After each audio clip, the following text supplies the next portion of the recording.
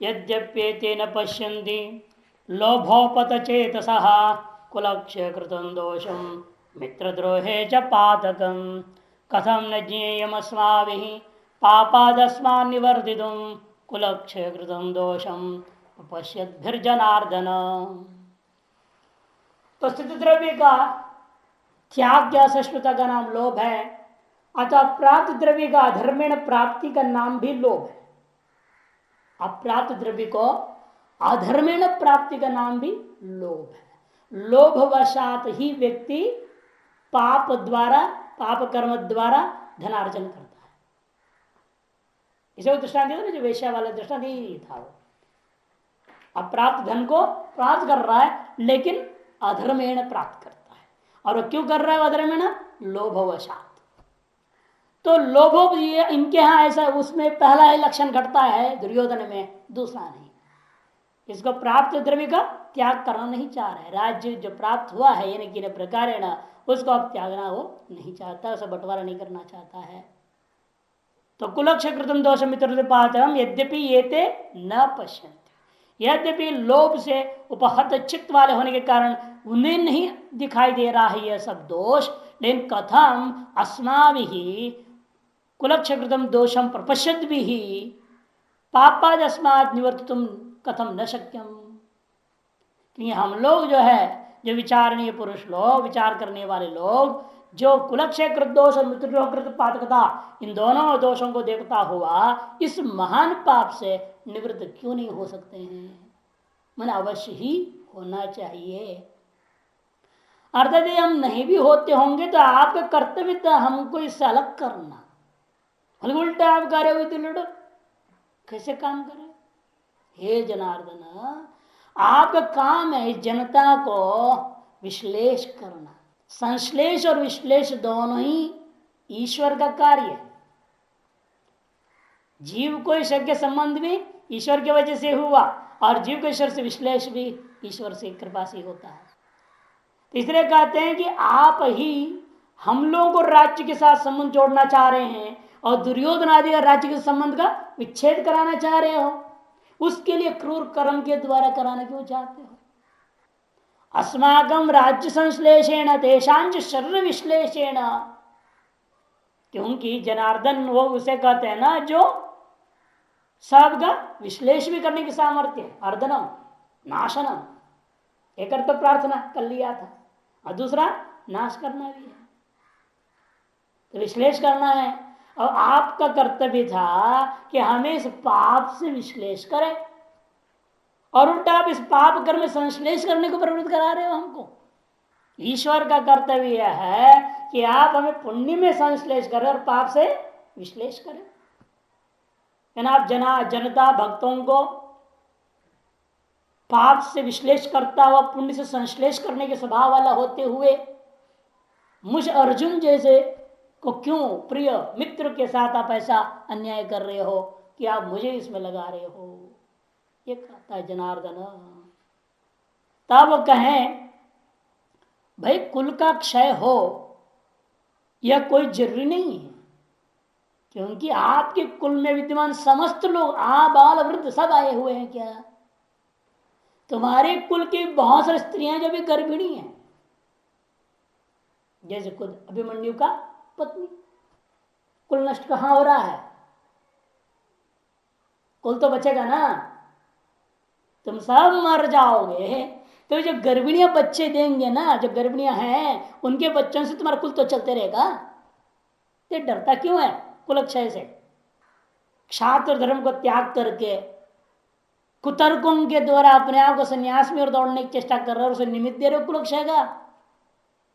तब कहता है केवल कुल का क्षय होने होता है, इतने से डर नहीं है। वो बच्चे भी गर्भ में जो है ना, उनको संस्कार कौन करेगा? हम सब तो मर जाएंगे। कुलक्षये प्रणश्यन्ति कुलधर्मा सनातना धर्मे नष्टे कुलं कृष्णम अधर्मो अभिभवत्युत। कुल क्षय होने में सबसे बड़ी आपत्ति यह है हमको, वर्तमान विद्यमान ये कुल जो नष्ट हो रहा है इससे नहीं, बल्कि इसका नतीजा से हमको डर है। नतीजा क्या है?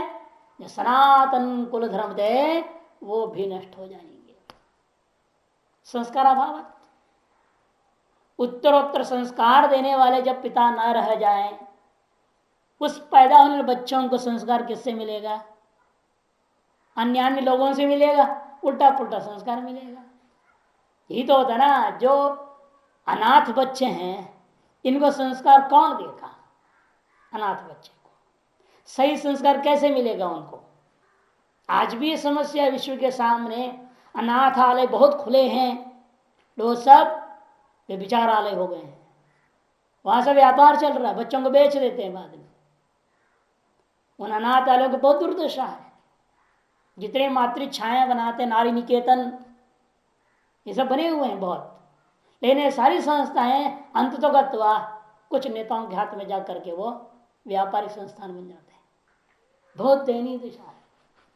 केवल यहाँ नहीं, विश्व के पूरे स्तर पर लगभग ऐसा है। इसे उनको संस्कार सही सही मिल ही नहीं सकता, तो सारे कुल धर्म नष्ट होंगे कि नहीं होंगे? अरे कुलक्षय का भय नहीं है, कुल धर्म का नाश का भय है मेरे को। युक्ति निकाला अर्जुन ने।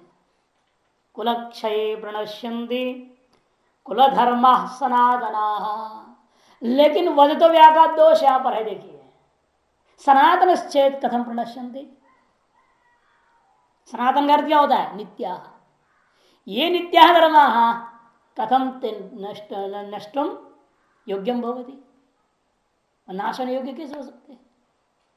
उनका नाश तो हो नहीं सकता, जो नित्य उसका नाश नहीं होगा। यही यहां पर उसकी कुतर्क से पहचान है, कुतर्क का। सनातना भी कह रहा है और प्रणश्यंति भी प्रयोग कर रहा है।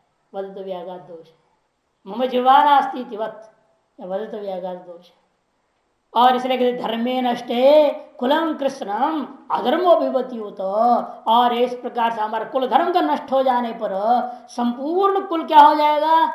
को संपूर्ण कुल को अधर्म दबोच लेगा। अधर्म अभिभवती, अधर्म जो है पूरा उसका विभूत कर देगा। उत उत ये अबे है, अथवा अर्थ भी होता है उतापी, अथवापि। ये उत क्यों कह रहा है? जान करके कि भगवान कह सकते हैं मैं तो अवतार लेते रहूंगा बार बार, मैं तो धर्म की रक्षा कर लूंगा, तुमको क्या चिंता है, मैं कर दूंगा रक्षा, क्योंकि मेरा नियम यदा यदा धर्म से ग्लानिर्भवति भवति भारत। ये तो पता, ये सामान्य ज्ञान तो द्रोणाचार्य से प्राप्त है उसको। ये तो विशेष रूप में भगवान सुनेगा तब उसका अकल खुलेगा।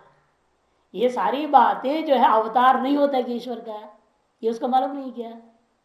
हम उसी अवतार को इन्हीं श्लोकों से कथन कर रहे हैं, उसी तरह ही द्रोणाचार्य के द्वारा इसको ये सारे शास्त्र ज्ञान है। जो कृष्ण ने जो दिया ज्ञान वो नहीं, ऐसी बात नहीं, वो भी ज्ञान उसके पास था, केवल वह सक्रिय नहीं था ना। आपके पास ज्ञान है, उसको उद्बोधन कौन करेगा? बिजली है तार में, स्विच चाहिए ना, बल्ब भी है लगा हुआ है सारा फिटिंग, लेकिन जब तक बटन नहीं दबाओगे लाइट नहीं जलता। ज्ञान में प्रकाश तब न चाहिए, शब्दार्थ ज्ञान होने से नहीं होता, देने वाले के ऊपर निर्भर होता है कैसे दे रहा है। और आप उस समय ग्रहण करने की स्थिति क्या थी? उस समय अर्जुन एक छात्र था। ये सारा ज्ञान द्रोणाचार्य ने उनको दिया, पढ़ाया, वेदों को पढ़ाया, सारा आ गया उसमें। क्या नहीं है वेदों में? वेदों में जो नहीं वो बोल दिया क्या कृष्ण ने? उपनिषद बोलते कि नहीं बोलते हर अध्याय में? तो भगवान की जो श्लोक है सारी बातें उपनिषदों में कहा हुआ है, कोई नई बात कुछ नहीं है यहाँ। लेकिन उपनिषद पढ़ने में और इसको पढ़ने में अंतर क्यों दिख रहा है आपको? चीज वही, परोसने के तरीका में अंतर है। किस परिस्थिति में, किस प्रकार के साधक को, किस अवस्था में कौन दे रहा है, उस पर सबसे बड़ा चीज निर्भर होता है। हम गणित पढ़ते हैं, पहाड़ा पढ़ लेते हैं स्कूल में, है ना, बचपन में रट लिए, सुना दिया, जान लिया, हो गया। जब यहाँ गणित कर जोड़ना पड़ता है बड़े होने के बाद, तब समझ में आती है उसका महत्व। तो उस समय कुछ महत्व समझ में आई। अब एक पहाड़ा भूल जाओ तो परेशान नहीं होती आपको, उस समय कोई याद दिला दे तो महत्व बढ़ता कि नहीं बढ़ता उस चीज की? चीज आपके पास बहुत कुछ है, लेकिन उसको उस उद्बुद्ध नहीं होता ना। इसी को हम लोग कहते हैं, आपका प्रश्न यही था ना कि भाई पहले अर्जुन को क्यों नहीं हुआ, तो बात यही है कि वहां सब कुछ ज्ञान है, सब कुछ है, लेकिन वो एटमॉस्फेयर क्रिएट नहीं हुआ। वो एक वातावरण बनना चाहिए ना, जिसमें आपके अंदर विलक्षण भावनाएं जग जाते हैं। ऐसे वातावरण को पैदा करना। और जब तक व्यक्ति होते हैं, आप किसी को भेज दो कहीं, तब उसके ज्ञान की असली पहचान होगा। नहीं तो सब कुछ जानता है, घर में बैठा हो रहा तो क्या पता है उसका घर क्या है क्या नहीं। उसको भेजो ना ऑफिस में, देखो कैसे काम करा के आता है, तब पता चल उसकी IQ कितनी है। वहां जाके इसे बोलने से डरते रहे तो क्या काम करेगा वो? सारा ज्ञान बेकार है ना उसका। भले पढ़ा लिखा है, उसको बिजली बिल जमा कर गया तो भीड़ देख के भागा जाए तो क्या आदमी है वो? फायदा है उस आदमी की, सारा पढ़ा लिखना बेकार है उसका। नॉलेज होना जरूर इतना ही मुख्य नहीं है, लेकिन उसका काम आना चाहिए। और काम कब आता है? जब सही वक्त पर। जैसे चिन्मय जी बहुत बढ़िया बोलते थे, right thing done in right time gives the right result. सही चीज सही तरीके से सही वक्त पर किए जाने पर ही सही सही नतीजा निकलता है, उससे पहले नहीं निकलता। और सारा ज्ञान बेकार रहता है, अंदर पड़ा है क्या फायदा। इस तरह अर्जुन को भी सारा ज्ञान है, सब कुछ होते हुए भी वो ज्ञान तब काम आता है ना, जब वो एक वक्त वो एक स्थिति में जब खड़ा होते हो, तब असलियत पता चलता है तुम्हारे अंदर शास्त्र का जो ज्ञान का सम्यक विवेक है या नहीं। परीक्षा वहां होती है। इसलिए आजकल परीक्षाएं भी लेते, अपने स्कूल में परीक्षा हॉल दूसरा बना देते हैं। एक नई जगह जाओ, वहां परीक्षक भी नए लोग होंगे, आपका परीक्षा टीचर नहीं होगा, तो असली परीक्षा तब होती। कितने डर के मारे वहां पर जो है गलत सलत लिख करके आते हो कि नहीं लगते, जानते हैं। ये नहीं कि प्रश्न का अर्थ मालूम, आंसर नहीं मालूम है, जब घर आते हो अरे भाई ये तो मैंने जानता था, ऐसा गलत लिख दिया। होता है ना सबके साथ अनुभव। यानी ज्ञान नहीं ऐसी बात नहीं, लेकिन वहां परीक्षा केंद्र में जाकर के लटपट हो गया। इसे अर्जुन का ज्ञान जो है जितना उत्कृष्ट रहा हो, लेकिन वो युद्ध भूमि में आकर के अब लड़खड़ा रहा है, ऐसे परिस्थिति में आ गया ना, तब उसके अंदर भावना जगी, मोह जगा। ऐसे खुद भगवान ही कारण है, भगवान प्रेरणा दे रहे हैं उसको, भगवान खुद ही प्रेरणा दे रहे हैं जान करके। दोनों ही बात है, परिस्थिति पैदा हुई और प्रेरक भी मिल गया, बिजली भी आई और बटन भी दबाए, एक साथ संयोगवशात हो जाए तो लाइट तो जलेगा ही, और नहीं तो बटन दबाते रहो कुछ नहीं होने वाला ना, लाइट बिजली आई नहीं। तो संयोग क्या है? तो ईश्वर की प्रेरणा भी हो और सही वक्त पर आपका कल भी काम कर, उस प्रेरणा के अनुरूप, तब जाकर कार्य सिद्ध होता है। इसे यहां ये नहीं समझो नहीं बात है, लेकिन बात है कि वो स्थिति कैसे था, वह साधक किस अवस्था वाला था और किस परिस्थिति में था, उस वक्त दिया है ये चीज, वो भी निचोड़ करके दिया भगवान ने। सारे वेद उपनिषदों का निचोड़ उनको दे दिया, इसलिए ये अत्यंत प्रिय हो गया सारी दुनिया को। लोग उपनिषद छोड़ दिए, केवल गीता पढ़ते रहते, गीता से संतुष्ट है। कारण ये है, इस तरह से एक साधक का जीवन में जब ऐसी परिस्थिति में हम हो, साधना करते करते जब ऐसी परिस्थिति पहुंचता है, टकराव चलती है अंदर सभी को, तो विचार करना पड़ता है कुलक्ष कृतम दोषम। कुल क्या है? ये शरीर ही कुल है। कुलस्य निमित्तम कुलमेव स्यात्। जो कुल का निमित्त है वो कुल ही शब्द से कहा जाता है। वो कौन है? वो ये शरीर है। कुत्सितम सर्वम लातीति कुलः, कुत्सितम सर्वम लातीति कुलम। क्योंकि यही शरीर है आपको सारे कुत्सित भोगों को प्रदान करने वाला है। एक क्षय कृतम दोषम, इस शरीर के क्षयकृत दोष दिखाई दे रहा है, तब विवेक जगता है। जब मृत्यु नजदीक आता है ना, जिंदगी भर किया हुआ चीज उसको याद आती है। कृतम स्मर कृतगं स्मर, कृतो स्मर कृतगं स्मर। अब उसको देखने के बाद क्या होगा? कम से कम उस समय आपका संकल्प सत्संकल्प होगा। इसे कहते हैं प्रपश्यत भीर कुलक्ष कृतम दोषम ज्ञेयम अस्मय पापा कथम निवर्तितुम न निवर्तितुम शक्यते, अवश्यमेव निवर्तितुम शक्यते। कुलक्षये अपि कुलधर्मा नश्यन्ति, धर्मे नष्टे कुलम कृष्णम अधर्म विभूति होता है। यही होता है, जब शरीर नष्ट होता क्या होता है? एक पापिष्टतर हो जाता है। कोई छुएगा इसको? छुएगा तो नहाएगा, कहेगा हमने छू दिया। जब कुल का क्षय हो जाए, शरीर का क्षय हो जाए, शरीर मर जाए, धर्मे नष्ट है, शरीर मर गया तो शरीर का जो विशिष्ट धर्म था, प्राण रूपा धर्म, वह भी निकल गया, नष्ट हो गया। जब वो नष्ट हो गया का मतलब गया अधिधर्म भगवती, अधर्म अभिभव कर दिया इसको, इसका मतलब यह अत्यंत पवित्र हो जाता है। ये विवेक करना चाहिए।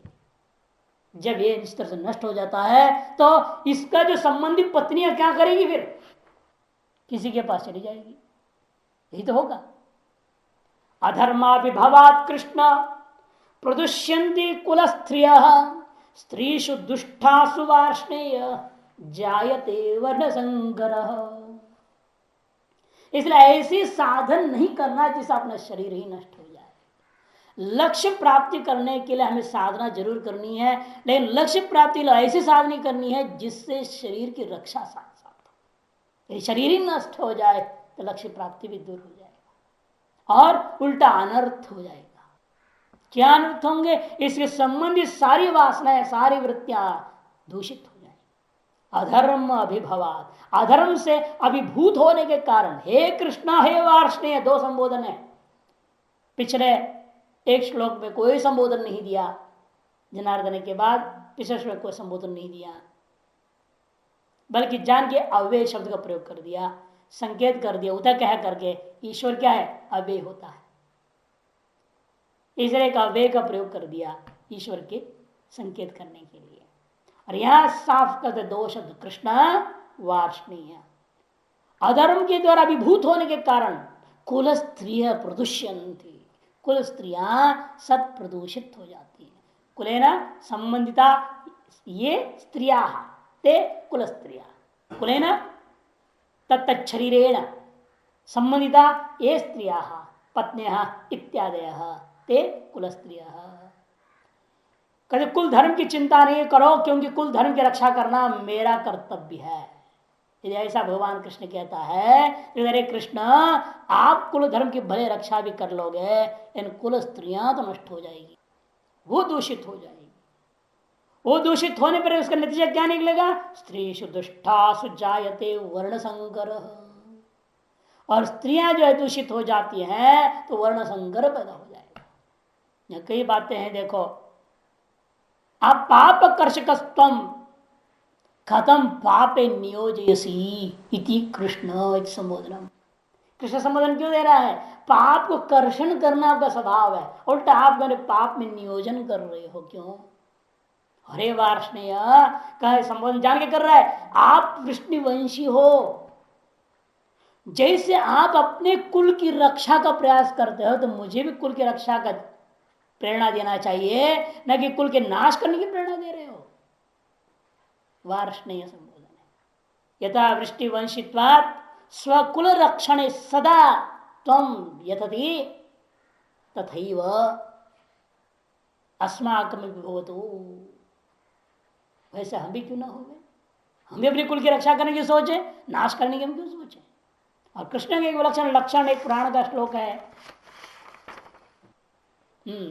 यतः कर्म यतः कर्षसि देवेश, यतः कर्षसि देवेश नियम्य सकलम जगत, नियम्य सकलम जगत अतो वदन्ति मुनयः कृष्णं त्वां ब्रह्मवादिनः। यतः कर्षसि देवेश नियम्य सकलम जगत अतो वदन्ति मुनयः कृष्णं तां ब्रह्मवादिनः। कुर्म पुराण का है।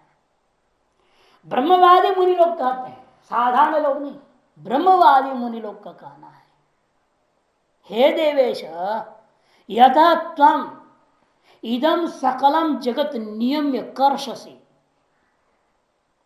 अतः त्वां कृष्णं वदन्ति ब्रह्मवादिनः।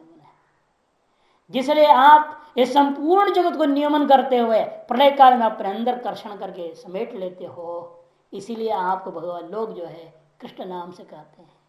तो सारा संसार को ही अपने अंदर लय कर लेने की सामर्थ्य वाले आप स्वकुल की रक्षा करने के क्यों प्रयास करते हो वार्ष्णेय? जब प्रलय काल में सकल कुलों को क्षय करने के सामर्थ्य वाले आप हो, है ना। कृष्ण शब्द क्या हो रहा है, प्रलय काल में आप सकल कुलों को नष्ट कर देने वाले हो और अब वार्षणी हो, स्वकुल की रक्षा करते हो। जैसे वैसे मुझे भी अपने कुल की रक्षा करने दो। क्यों मेरे को कहते हो मारो इनको, मारो इनको, धातराष्ट्रों को मारो। ये संबोधन में संकेत करते हुए कह रहा है। और दूसरी बात, सांकर्य जो होगी वह सांकर्य का कारण कौन होएगा, हम ना। क्योंकि धर्म और अधर्म को समझ के हमें अनुष्ठान करना चाहिए। मैं पढ़ा लिखा हूं, मैं धर्मानुष्ठान करना चाहता हूं। और धर्म का लक्षण मीमांसकों ने क्या किया, और संग्रह में वेद प्रतिवाद्य प्रयोजन पदार्थो धर्म अनर्थो न धर्म। जिसका फलतः अनर्थ हो जाए वह वेद विहित में क्यों ना हो, वो भी अधर्म ही कहा। जैसे शेन याग उन्होंने दृष्टांत दी थी कि शेन याग शत्रु को मारने के लिए होता है। वध तो वध है, राज्य लोभ से शत्रु को वध करेगा, धन लोभ से शत्रु को वध करेगा, तदर्थ वह शेन याग कर रहा है तो अंत तो उसका फल नरक ही होता है। अतएव शेन याग भले वेद विहित होने पर भी उसको अधर्म कोटि में माना गया। इसलिए यह जो हम युद्ध लड़ रहे हैं भी किस लिए है, राज्य प्राप्ति। यह भी अधर्म है, क्यों फल तो यह भी अनर्थ देने वाला है। श्लोक दिया देखो, क्योंकि वेद मूलक हो और लोभ मूलक हो, दो में अंतर हमें करना पड़ेगा हमेशा। लोभ मूलक वस्तु पाप का कारण है ना, और वेद मूलक वस्तु पुण्य का कारण बनेगा। अब यह लोभ मूलक है कि वेद मूलक है, यह संशय होता है तो चिंतन करना पड़ेगा कि इसका फल पर, और उसका फल क्या है, और फल के साथ हमारा संबंध क्या है। तब श्लोक बता रहे, देखिए, फलतोपि च यत् कर्म नानर्थेनानुबध्यते केवलम प्रीति हेतुत्वात् तद्धर्म इति कथ्यते। उसका नाम धर्म है। नीलकंठी 27 पेज नंबर 27 पृष्ठ में नीचे से दूसरी पंक्ति नीलकंठी, फलतोपि च यत् कर्म, फलतोपि च यत् कर्म, कई जगह मसूदनी में भी है, सब जगह है।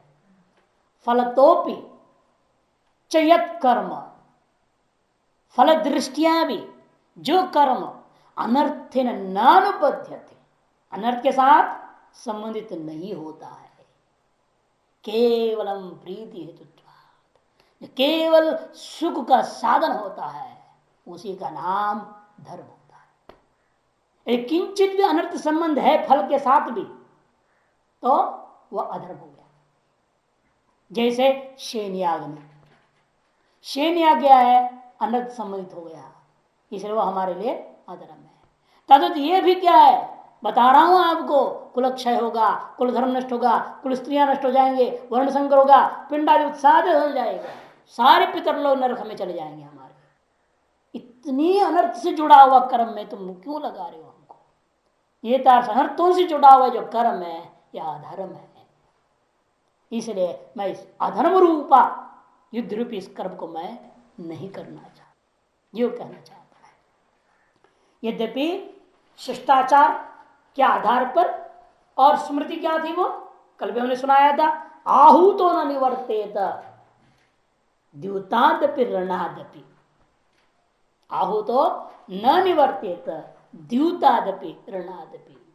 जुआ क्षत्रिय के लिए, छात्र धर्म है ये, क्षत्रिय को जुआ खेलने के लिए आह्वान कर दिया जाए, युद्ध के लिए कोई आह्वान कर दे, उससे कभी पीछे हटना नहीं चाहिए। ये शिष्टाचार का विषय है। और ये देखते शिष्ट पुरुष लोग सामने हैं, भीष्म आदि सर्वशास्त्रज्ञ लोग, द्रोणाचार्य, कृपाचार्य, शिष्टाचार का विषय है युद्ध। शिष्ट लोग खड़े हैं ना युद्ध लड़ने को, तो शिष्टाचार का विषय है, इस तुम्हें लड़ना चाहिए। यदि ऐसे कोई तर्क देवे तब उसका जवाब ये कहता है नहीं नहीं, उनके अंदर लोभोपत चेतस हैं और हम वेदोपत चित्त वाले हैं, हम धर्मानुसार चलना चाहते हैं। धर्मानुसार है ना, वेद शास्त्र के अनुसार धर्म वो चीज है जो फल के साथ में जिसका किंचित भी अनर्थ का संबंध नहीं होना चाहिए। और मुझे क्या दिख रहा है, पूरा अनर्थ का संबंध दिखाई दे रहा है। इसलिए शिष्टाचार विषय होने पर भी उनका जो ये प्रवृत्ति वेद अमूलक माना जाएगा, लोभ मूलक ही माना जाएगा। अतः मेरी निवृत्ति ही वेद मूलक है स्थापित करना है। फलतोपि न चयत कर्म नानर्थे नानुबध्यते केवल प्रीति हेतु तद धर्म कथ्यते। इसके आधार पर जो है श्रेयसार्थ का ज्ञान की, क्योंकि प्रवृत्ति के कारण हम कई बार बता चुके हैं 4 चीज होते हैं। प्रवृत्ति का कारण 4 है। कौन से? पहला चिकीर्षा, दूसरा कृति साध्यता, तीसरा बलवदनिष्ठ अनुबंधिता, चौथा उपादान प्रत्यक्ष। इनमें से तीसरा यहां पर नहीं है। चिकीर्षा है, थी तभी मैं लड़ने आया, लड़ना चाहता था, कर तुम इच्छा चिकीर्षा थी। और कृति साध्य भी, इंसान को मैं मार भी सकता हूं, कृति साध्य भी है, दोनों चीज तो है, तभी आया हुआ है। लेकिन आने के बाद जब चीजें दिखी उस परिस्थिति में, उस माहौल में, वो शास्त्र के विवेक जब किया भूसा की कहानी के समान, तब उसको क्या देखा? शास्त्रानुसारेण ये बलवद अनिष्ट से अनुबंधी नहीं है, बलवद अनिष्ट का अनुबंध ही है ये। इसीलिए वो कहता अब मेरे प्रवृत्ति का कारण नहीं दिख रहा है। और उपादान प्रत्यक्ष भी है, अस्त्र शस्त्र का पूरा ज्ञान है उसके पास, उपादान प्रत्यक्ष भी। लेकिन बलवद अनिष्ट अनुबंधी होना चाहिए प्रवृत्ति के लिए, और ये उल्टा क्या है? बलवद अनिष्ट का अनुबंधी दिख रहा है। आन वर्ण संकर भी होगा, कैसे होगा? आनुलोमिन प्रातिलोमिन उभय तो हो सकता है। तो भगवान कह सकते हैं तो क्यों घबरा रहा है भाई? पहले भी परशुराम ने जो किया उससे तो तुम जो कर रहे हो तो कुछ भी नहीं है। परशुराम ने 21 चक्कर काटा पूरे पृथ्वी का, जितने क्षत्रिय राजा लोग हुआ कर सबको मारते मारते गया, उनके संतान को मार डाला। तो वर्ण संकर जरूर पैदा होगा ना उस समय। लेकिन उसके बाद तू क्षत्रिय कहां से आ गया? इसका मतलब बाद व्यवस्था दोबारा बन गई। ब्राह्मण क्षेत्र में शूद्र का राम अवतार हुआ, उन्होंने सारी व्यवस्थित कर दी, मर्यादा स्थापना कर दी, इसलिए मर्यादा पुरुषोत्तम आए बीच में, तो मर्यादा स्थापित हुई थी। तभी तो द्वापर में तुम क्षत्रिय हो। इधर से अब तुम वर्ण संकर हो जाए तो होने दो ना, बाद फिर कोई ना कोई अवतार आएगा, फिर वो मर्यादा स्थापना कर देगा। तुम्हें क्या परेशानी हो रही है? ऐसा कृष्ण तर्क देता है तो जवाब देता है अच्छा ऐसी बात है, लेकिन समस्या दूसरी है हमारे सामने। बाद में भले वर्ण संकर व्यवस्था आप करते रहो दोबारा अवतार लेकर के, मर्यादा फिर स्थापित हो जाएगी समाज में। वर्ण चतुष्टय आश्रम चतुष्टय की मर्यादा स्थापना भले तुम कर लोगे, लेकिन हमारा क्या गति होगा? हमारे पितरों को उद्धार कर पाओगे तुम? हम तो गए नरक में, हैं? गुरुचरण नरक में ठंड हो जाएंगे हम, कौन बचाएगा हमको वहां पे? संकरो नरकायैव कुलघ्नानां कुलस्य च पतन्ति पितरो ह्येषां लुप्त पिंडोदक क्रिया। कहते संकरो नरकायैव, ये जो वर्ण संकर हो जाएगा ना, ये हमको नरक में खींच के ले जाएगा। किन किन को ले जाता है संकर? कुलघ्नानां कुलस्य च, कुल को नाश करने वाले मुझ अर्जुन जैसे को, और उस कुल के जितने पितर थे उस सारे को। कुलस्य पितरो च पतन्ति नरकायैव, कुलस्य पितरश्चैव, कुल के समस्त पितर जो बड़े बड़े युद्ध आदि लड़ करके स्वर्गलोक को प्राप्त किए थे, है ना? गाविमो पुरुषो सूर्य मंडल भेदिनो, ये जो आपने कहा था, ऐसे महान जो है युद्ध में लड़ करके, धर्म युद्ध लड़ करके जो स्वर्ग आदि को प्राप्त किए थे मेरे पितर लोग, वो भी मेरे वजह से नरक में चले गए। क्यों चले जाएंगे नरक में? येषां लुप्त पिंडोदक क्रिया, क्योंकि संकीर्ण काराम पितरश्च्यवन्ते नात्र संशय। स्मृति कहती है संकीर्ण काराम पितरश्च्यवन्ते नात्र संशय।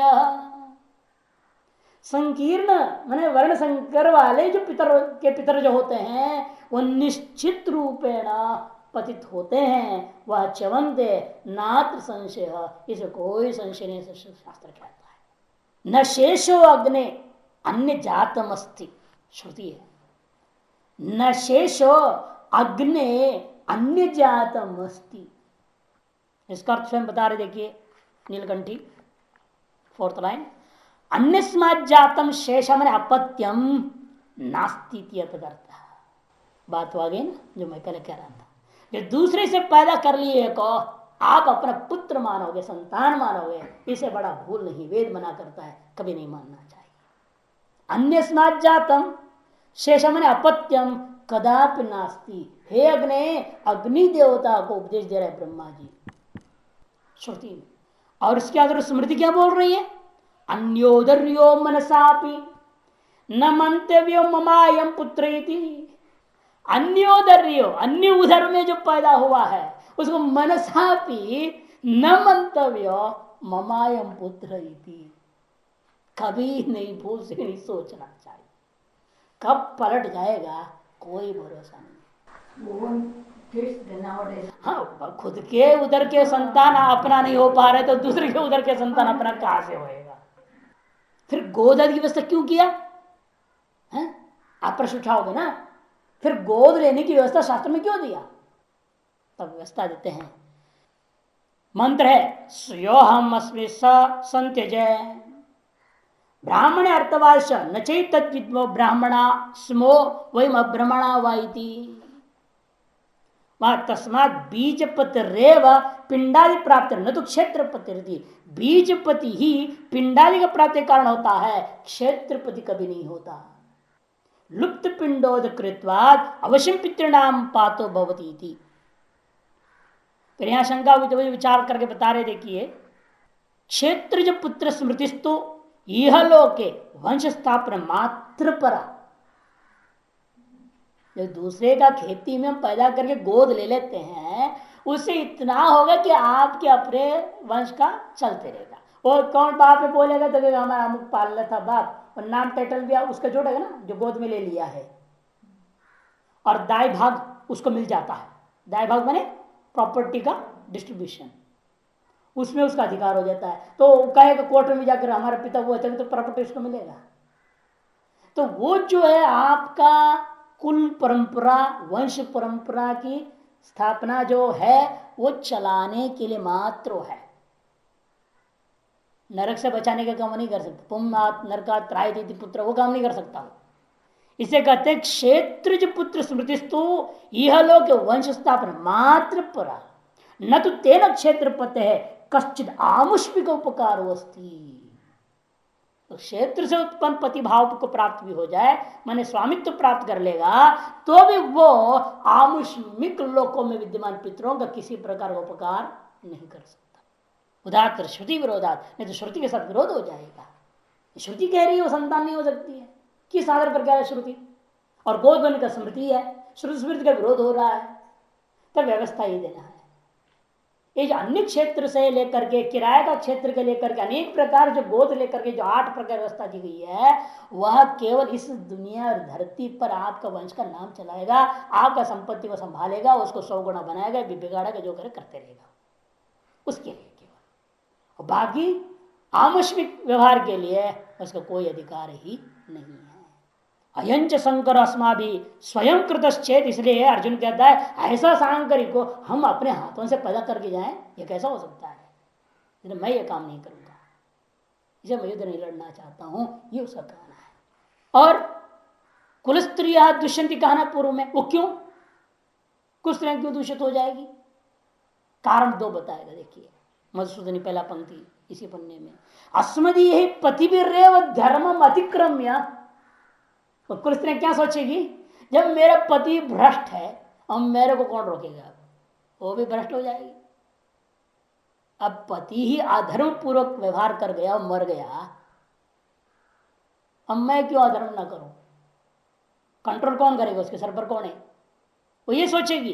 कह रही देखो अस्मदीय पति फिर धर्मम अतिक्रम्य कुलक्षय कृतश्चेत अस्माभिरपि व्यभिचारे कृते को दोष यार। हम भी व्यभिचार कर ले तो क्या बिगड़ेगा, क्या दोष हो जाएगा बड़ा इसमें? इत्येवं कुतर्क हता कुल स्त्रियः, कुतर्क हत हो जाती है, प्रदुष्यर्थ अतएव प्रदूषित हो जाते हैं। जिसने कसम खाया वो धोखा दे के चला गया तो मेरे को कौन रोकेगा? आजकल की जो कहती हैं औरतें, वो तो अधर्मपूर्वक जल युद्ध लड़ने की बात कह रही है ना, या प्रसंग वशात कह रहे हैं। आज क्या कहते हैं, 7 फेरी मार करके आमरण पर्यंत 7 देने का कसम खाया, वो धोखा देके पहले मर गया, तो अब मैं किसके साथ सोऊं, मेरे को क्या होगा, कसम टूटी गई तो टूट गई, अब क्या करना है। ये जो कुतर्क से आहत हो जाते हैं, स्त्री भी होती है तो पुरुष के दुश्मन से कह दिया, इस तरह से पुरुष भी हो जाता है, और अंडवा हो जा करेगा क्या वो, विधुर विदुर ने विधुर ध ध, इसलिए कहते हैं कि ये जो दोष आता है, ये नंबर 1। दूसरा, अथवा कुलक्षय कार्य पतित पति संबंधादेव, कुलक्षयकारी पतित पति संबंधादेव। मान लो कुलक्षयकारी पति है, किसी को नष्ट करके आ गया, पति जिंदा ही लौट गया मान भी लिया जाए, फिर कुलक्षयकारी पतित पति का संबंध की वजह से भी कुल स्त्रियां हमारी दूषित हो जाएगी। कुलक्षयकारी पतित पति संबंधादेव स्त्री नाम दुष्टत्वात्, स्त्री दूषित हो जाती है, क्योंकि शास्त्र का नियम है दोनों के लिए, स्त्री पुरुष के लिए नियम कल बताऊंगा।